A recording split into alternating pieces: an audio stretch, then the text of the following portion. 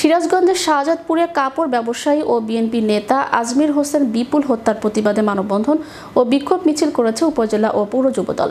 বৃহস্পতিবার দুপুরে শাহজাদপুর উপজেলা বিএনপি দলীয় কার্যালয় থেকে বিক্ষোভ মিছিলটি বের হয়ে শহরের প্রধান সড়ক প্রদক্ষিণ করে। পরে উপজেলা বিএনপি পার্টি অফিসে অনুষ্ঠিত মানববন্ধনে বক্তারা বলেন, হত্যাকাণ্ডের 2 মাস পেরিয়ে গেলেও এখনও আসামিদের গ্রেপ্তার করা হয়নি, যা অত্যন্ত দুঃখজনক। অবিলম্বে দোষীদের গ্রেপ্তার ও দৃষ্টান্তমূলক শাস্তির দাবি জানান শাহজাদপুর উপজেলা বিএনপির অঙ্গ ও সহযোগী সংগঠনের নেতৃবৃন্দরা।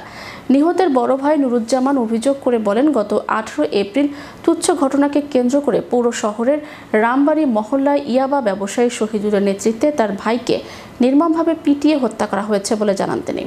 যুব দলের একনিষ্ঠ কর্মী এবং সক্রিয় কর্মী ফ্যাসিস্ট হাসিনা বিরোধী আন্দোলনে যিনি সামনে থেকে নেতৃত্ব দিয়ে এই স্বৈরাচারী ফ্যাসিস্ট হাসিনাকে পতন ঘটিয়েছিলেন, আমাদের সেই প্রিয় ভাই বিপুলকে নির্মমভাবে সন্ত্রাসীরা হত্যা করেছে।